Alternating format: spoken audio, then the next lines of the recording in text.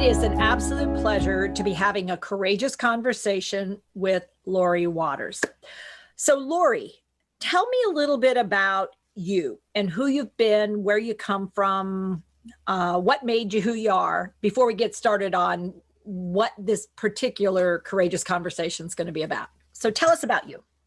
Okay, so I'm Laurie Waters. I'm now 55 years old. I live in Clover, South Carolina. But as we can tell from my accent, I'm originally from Massachusetts. Near Boston. Near Boston. Near Boston. Yeah, excuse me. I didn't do that quite right. I'm married to my best friend, Ricky, who is amazing. We're going to celebrate 17 years now. Nice. So obviously it's not my first marriage, but my last marriage. And the one that's the good marriage, the one that worked out for you. Yes, my best friend, which is amazing because we were best friends prior to marriage and best friends still. So I'm very lucky. I have 2 daughters and basically 3 other sons that were not my sons, but they're my sons. I have many grandchildren. So even at 55, you've got a large family that you didn't have 20 years ago. Now you do. Yes. Okay. So a blended family. Blended family, amazing family. Cool. Very fortunate. And you ended up down here due to your work or his work or a combination? Well, I owned a restaurant bar up in Massachusetts for many years. Prior to that, I had a heating and air conditioning company, and my husband actually was a fireman and then worked for digital also, but he was disabled. And he, obviously with the cold up there, his spine was kind of destroyed, and I was his caregiver. Okay. So it came to the point where, okay, we needed to move him to the south, to warm weather and everything else to make everything better for him. I also was a paralegal. So we're like, okay, we researched the entire country. We found that Clover, South Carolina was amazing. I would be able to work in Charlotte, North Carolina. Yeah. It's very close, by the way. Those of you who don't know where Clover is, it's, you go to Clover, then you go by Kings Mountain, and then you go past Gastonia, and then you get to Charlotte, like the big Queen City, which is where the most lawyers and physicians in the eastern half of the United States, I think, or something like that, are housed, and the bankers. Don't forget the bankers. So right over the border. Yeah. So I was 25 minutes from the border, easy peasy. I got a job working for one of the top pharmaceutical companies in the world. So, it was wonderful. We bought a beautiful house right over the border. Easy peasy. I could take care of him. I was the sole, provider. Oh. Worked 10 years remote home because it was eight months working in office. Wow. And then they were like, oh, go home. You're so good. Yeah, I work from home. Everybody hates COVID because they're remote. I loved it. This is like my home office right where I'm at right now. And it has been forever. So. Yes, I loved it. And I would only go into the office to train people. I did classes for everybody. I taught people programs. I did everything. And you became part of the community too. It wasn't just that you worked from home and you took care of your husband and supported him with his disability. You actually became part of the local community and integrated some. Oh, yeah. As somebody from Boston can, but Oh, yeah. Our best friends, coroner, the 911, everybody around here are our best friends. Okay. The local town workers have their meetings here on Thursday morning still, because this is where everybody comes. I love it. So something happened, obviously, because somehow in this mix, something started to crop up. Can you tell us a little bit about how you became aware and discovered that you were living with dementia? It was my oldest daughter. My oldest daughter and my husband were picking up on it before I was. Hmm. I probably was in denial at first. Okay. So I worked with doctors all over the country, Right. and I would have patients' records that would normally only take me 5 minutes to get through. And I'm talking an entire chart about this thing. Yeah. So when I would get my coffee in the morning, all of a sudden I was leaving it in the Keurig, which I am a person that is addicted to coffee. Got your cup. Yes, have my cup. Well, Ricky would come in and be like, babe, can I get you coffee? I was like, ooh, yeah. Oh, All yeah. of a sudden I was not getting my lunch. Ooh. And instead of working 8 hours, I'm working 10 hours, 12 hours, 14 hours, not leaving my office, not eating, just to get through the patient records that I was. Yeah. Prepping. I'm curious. Did you notice that you were more anxious or focused, or you were you did sort of pick up on, this is hard. Why am I having so much a hard time? And start over, think, don't interrupt me. I've got to focus. Is that pretty much accurate? Very much so. Okay. Especially because I couldn't remember what I just read. And this, for me, I mean, I was the top of the power index. And if anybody knows anything about power index, especially with corporations, you don't want to slip off of that power index. I'm like way up here, and that's where your bonuses and all your money's coming from is way up here. Right? Yeah, no, it's true. Yeah, the system is set up that way. So, your husband and your oldest daughter noticed some signals, and then how did they approach you? Because I'm curious, because you said I'm in denial, but it feels more like you're in dread, and I hope not, and this can't be. And let me just work harder. I bet if I work harder, this will straighten up. Maybe it's just change of life. Maybe it's just menopause. Maybe there's got to be an explanation for this. And Is that was fair or not? Yeah, people actually said that because I started getting like panic attacks, and I don't have panic attacks. Yeah. I'm stressing. My blood pressure was going up, and I had low blood pressure, and I would get the sweats. But that was from the panic attack, the blood pressure. And my husband actually said to me, "Oh, you're going through menopause?" And my kid's daughter said it to me.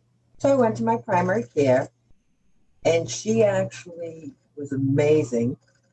She picked up on the cognitive immediately, and she said to me, "You know, Laurie, I think you might have the start of early onset dementia. Can we do some testing?" And I laughed at her. I'm like, "There's no way." I said, "I'm under high stress. It's this, it's that, it's work. Can't be happening." And she put me on blood pressure medicine. She wanted me to take anxiety medication. I refused. I was like, I don't need that. Within a month, I had to go into the office to do some training. So I go in for some training. And this one day, a test that I drew up, I didn't know what those words were. I didn't know this little tiny drop-down program that I had done myself. One of my best friends sitting next to me, I asked her, I'm like, "Cindy, what is this question here that I'm asking?" She laughed at me. She thought I was kidding. I wasn't kidding. I legitimately did not know that answer. Wow. That's terrifying. You're sitting in front of 100 people. You have no idea what you're talking about. No idea. Then this other girl who I had leading program, I'm like, "Cindy, what's her name?" And she looks at me. She laughed again. She's like, "What are you kidding?" I'm like, "Cindy, seriously, what's her name?" And she just laughed at me again. She's like, "Stop playing around." I really didn't know her name. So I go up and I'm like, "You know what? I have to leave. I have a migraine." So I left. I go to my doctor's and I'm panicking. My heart's pounding out, everything else. That very day, my sister, thank goodness, my oldest sister was down here, and I'm hysterical. I'm like beyond myself because I'm like, I don't know. I had my husband pick me up from work. I did not drive. I didn't know what was going on. I couldn't stop my heart from palpitating. That was my last day of working. I went in for EEGs, CAT scans, neuropsych testing, everything. And my neurologist that I had for 12 years, who was amazing, because I had migraines, so he was always my neurologist. Mm-hmm. He was in tears when he had to tell us that, yes, Laurie, you have early onset dementia. And he actually tears because he said, there's nothing I can give you except for the Aricept and the Menda. We're going to try. Yeah. It's uncurable. And how old were you at that moment? 52. 52 years old, sort of at your peak, running everything, and your brain just would not do what you needed to do, even though you were controlling blood pressure. It wasn't that. And I'm sure they investigated everything. You guys ruled out everything. You went through everything. And the neuropsych testing was sort of the icing on the cake, I'm imagining. That's where you found out you can do this, you're not able to do this. When you're stressed, the system shuts down on you completely. If you're not stressed, you can do better here, but you're never going to be like you were, Laurie. That's not going to happen. And so, wow. I never even realized that at that moment. I couldn't do the quad. You couldn't do the quad. I can now. Right. Now that you're not. Right. And you're not in high distress and you're not shocked by your own inability. But I'm curious, you can draw the clock. Can you put the time in? If I say 1:45, can you do that these days? If I concentrate, yes. If you really focus in on it. I practice because every single time I go into the neurologist, they have us do it. So us with the early onset dementia people have trained ourselves. You do. You're a test taker. You know how to play this game. We're going to do this because we want to. Well, because it signifies I'm still able to do that. And when you can't do that anymore, that's a scary time. Mm-hmm. But you'll face that bridge when you come to it. As long as you can still do that clock. Mm-hmm. I'm still here. You're still here. And even when you can't do the clock, you'll still be there. But you're not ready to hear that yet. Right. Yeah. So that was when you were 52. You're now 55. So that was 3 years ago. So when you first figured all that out, I'm betting you were not, I knew you quit your job, but at the same time, given what I've heard from you and knowing you're from Boston, I can't believe you just sort of went to your bed and say, okay, well, now it's time to die. What did you do? Because unfortunately, I mean, I wish I were saying that and that were not how some people feel, because that's the lack of hope they're given. But what happened for you when you finally got to the place of, well, and I'm just going to say it, well, shit. It was well shit. I mean, it's a well shit moment. I mean, it's like, there's no other word. I mean, there's lots of other words you could pick. That's sort of the least of the problem, but it's like, oh, hell. I mean, what the hell? That idea of, oh my God, this is real. And I'm going to have to figure this out. And my husband that I love is going to have to figure this out. My two kids my daughters are going to figure this out. My sons, that I've brought into my life, we've all got to figure this out. And this is not easy. So what happened for you right then? I mean, and after that, I mean, because you're... At first, I sat there and I obviously told the kids, which was hard. Well, actually, with work, thank goodness I was smart enough to put in for short-term disability and long-term disability, because they would have fired me. Yeah. Because I would have lost financial everything. We would have been devastated. So, okay. So now here's what I really want people to hear is having dementia doesn't suddenly make your brain not work at all. The challenge is when you want your brain to work, you can't always count on it. But when you move away from a high crisis distress state, your brain can go, hang on, because I think let's think about this before we do something. Okay. This is what I think makes the most sense. And did you check it out with your husband, or did you just know that was the right thing to do and you didn't need to check with anybody? Oh, no, I checked with my husband first, because I was like, I'm going to quit work. And he's like, oh, wait a minute. remember, you have long-term disability. Ah, okay. I was like, and think I did insurance. I did everything for patients. I did everything. So Okay. I knew that. I used to do that for patients, yet I had forgotten it.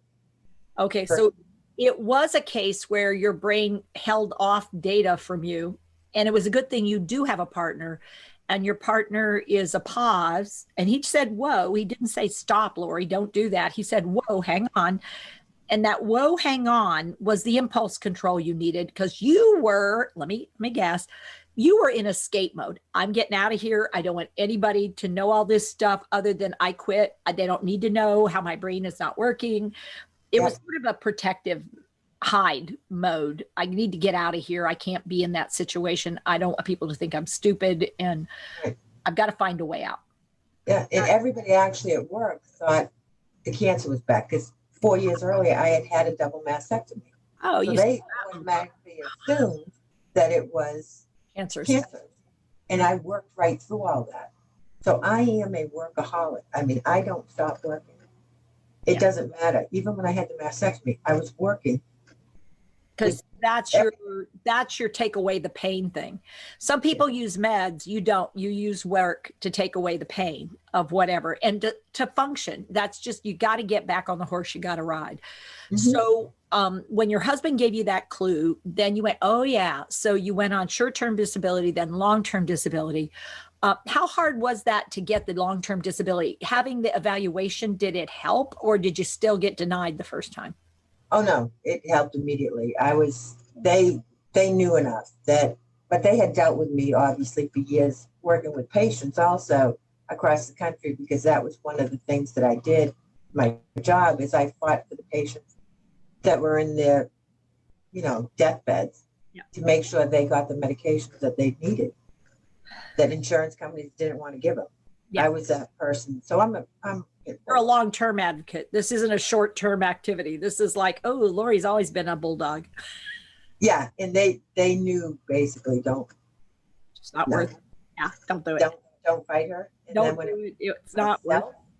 Yeah, they I think they were devastated too. Well, I mean, that's, you lost your powerhouse. Yeah, I would. Yeah, and your trainer, and it came out of left field and nobody was anticipating it. I mean, and to think it's cancer, it's one thing, and to realize it's not, that's something else. So okay, so you went through the initial period, but then you started becoming a strong advocate for living with dementia as a young onset person with young onset. Yeah, except for, well, step back a second though, but then after I told my children, I told my family members, because I have a very large family. Okay. So it's just, but the one mistake that I made was I told all my sisters and brothers. And one sister that I called her up, told her that I had dementia and Alzheimer's. She did the famous sayings that, no, you can't have that. Like, excuse me? She said, no, you can only have that when you're dead, is how they can diagnose it on the autopsy table. Oh, wow. Yeah, and I was like, excuse me? No, I have been diagnosed with Alzheimer's. I love you. I'm 100% serious. I have Alzheimer's. And we really need to repair whatever fraction there is in the family. We all need to come together, because I don't know how much longer I'm going to be here. And she says to me, no, you're lying. I don't know why you're lying. What do you want to, like, get money or something? Like, oh, wow. Wow. I started crying, and I'm not a crier. Yeah. And I legitimately, tears pouring out of my eyes. And I said, you know what? I love you. I'll always be here for you when you need me. But when you do some research on it, give me a call back. Yeah. Hung up that phone. That was 3 years ago. She has never called me. Oh, Laurie. Wow. Yeah. Wow.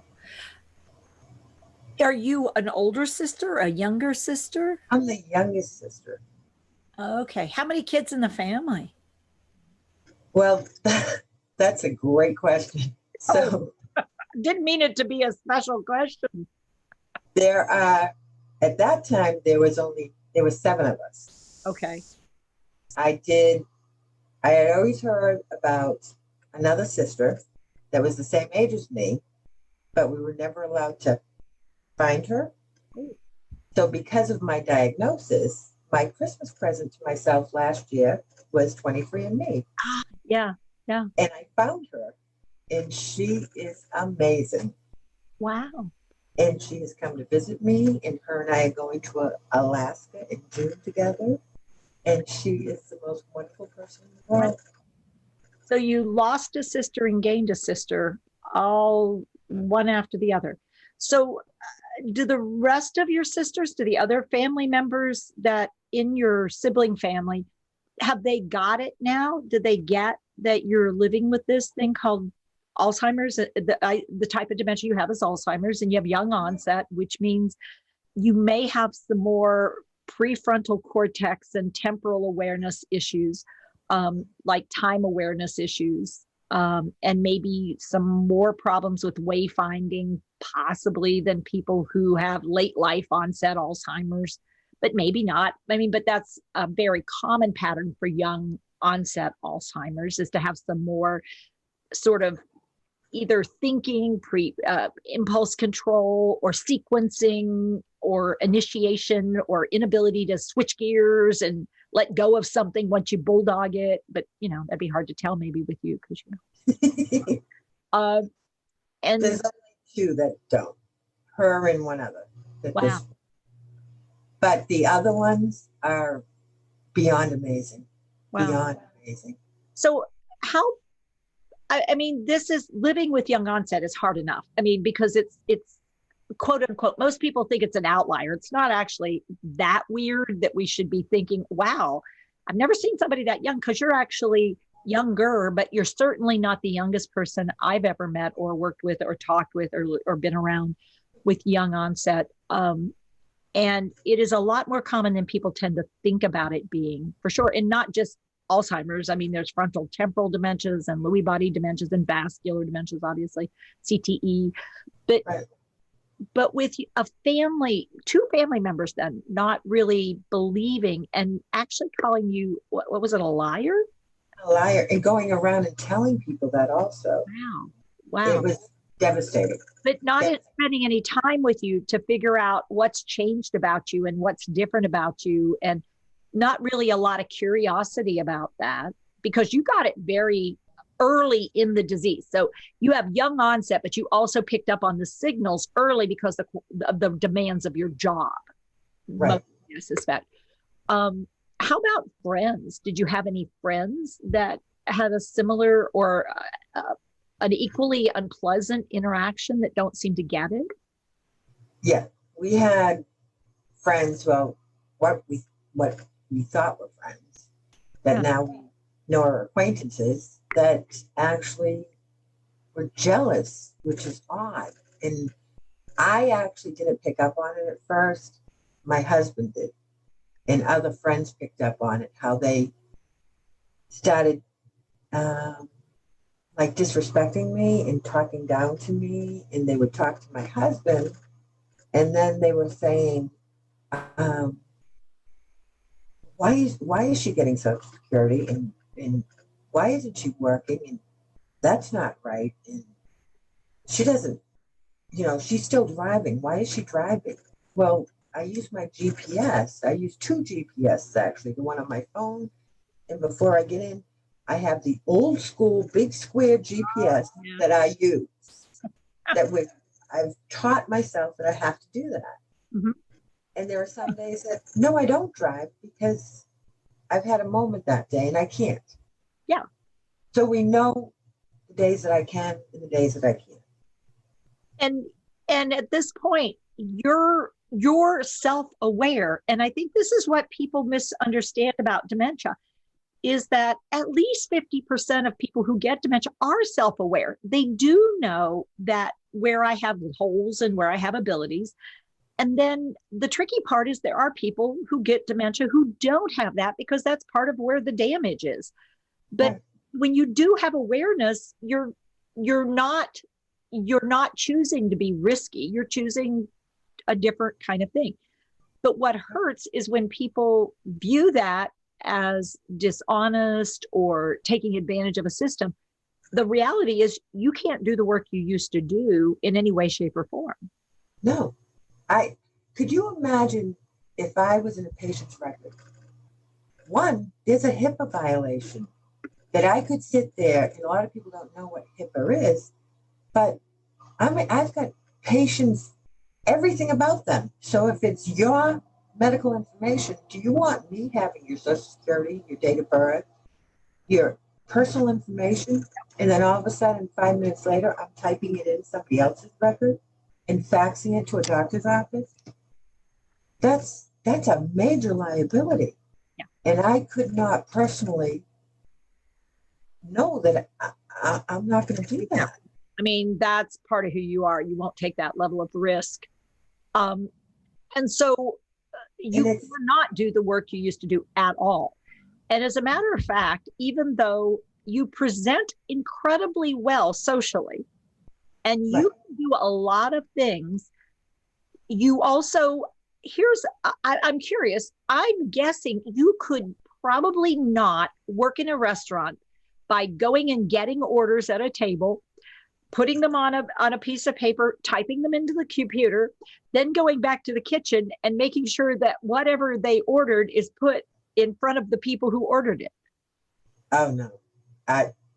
And it's like, guys, I know it's hard to wrap your head around this, but there aren't jobs you can do if your prefrontal cortex is not doing its job, unless it's maybe washing dishes for long hours, maybe if somebody makes sure that these are the dishes in, those are the dishes out. This is where you put these. Laurie, this is where you put them. You put the bowls where they, what did you do with all the bowls?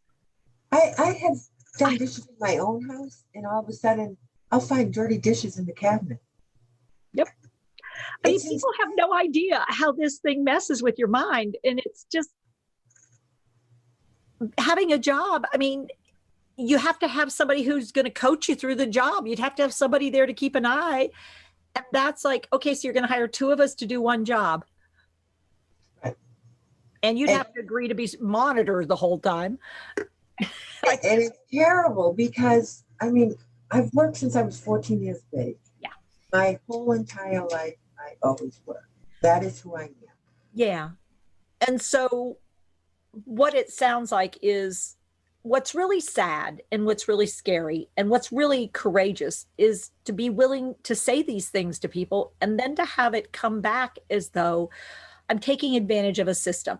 I'm not doing something I could have done. And it's like, I mean, nobody wishes this on someone else, but for just 5 minutes, tell you what, let me give you what I have for 5 minutes and you go and show me what I would be able to do that I can't figure out what I would be able to do.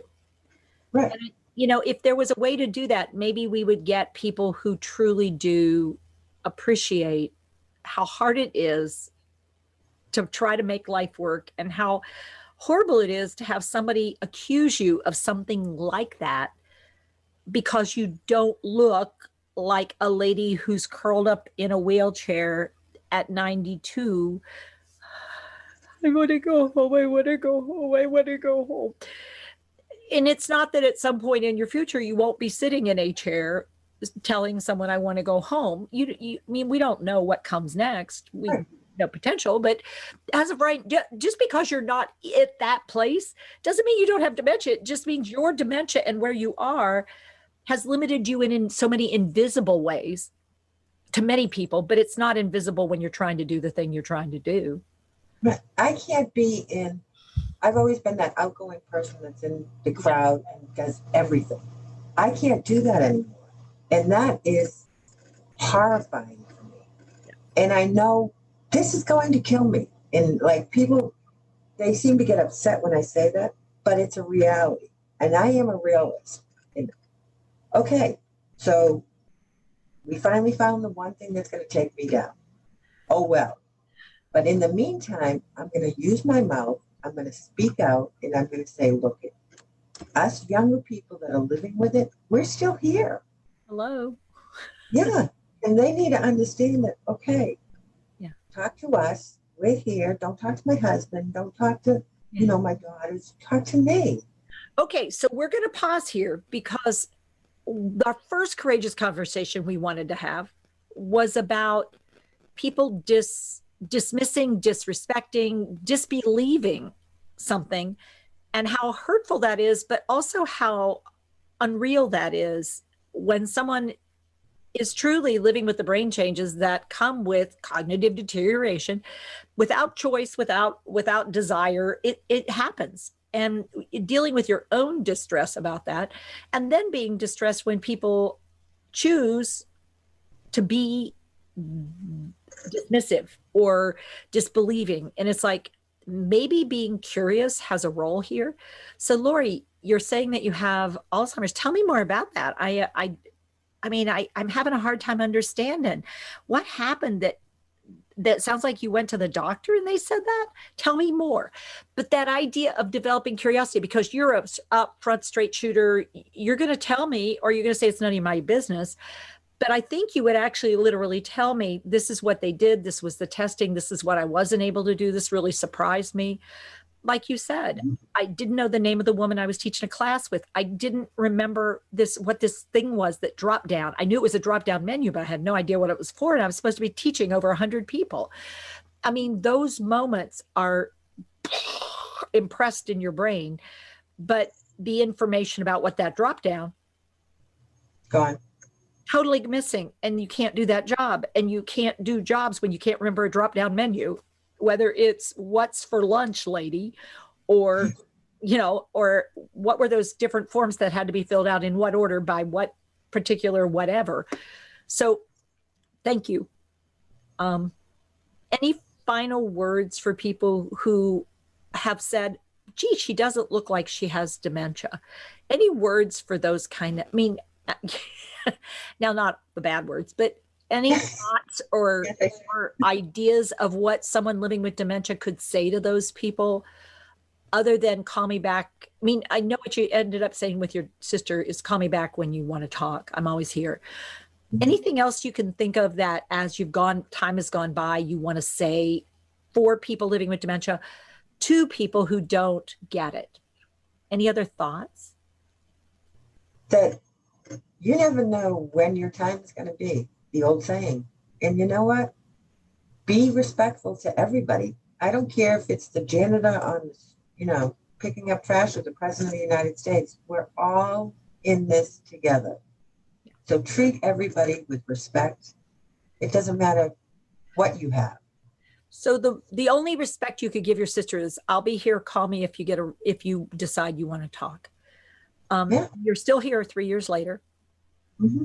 And the people who were friends that became just acquaintances, they've never apologized or said anything. And you have continued living on, but it's their choice at this point. You're not going to pursue it.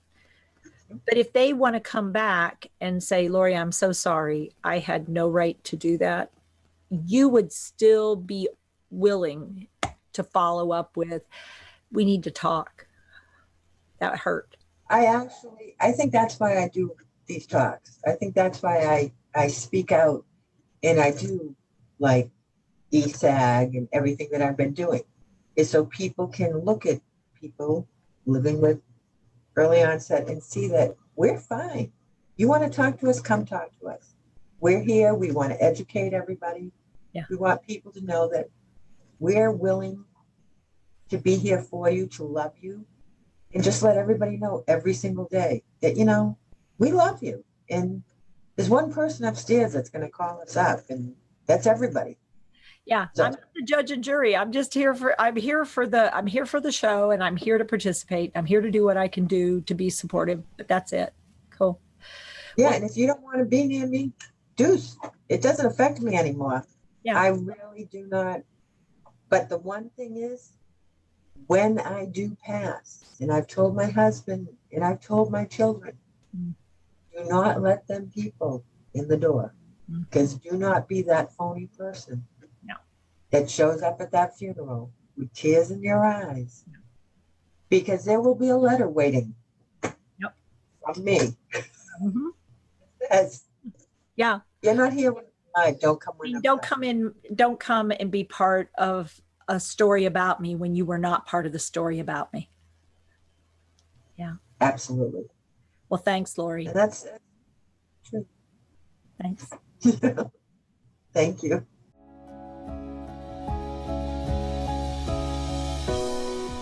Hey folks, thanks for watching. Please like and subscribe to help us spread Teepa's positive approach message around the world. And don't forget to click the bell to get notified when new videos are posted.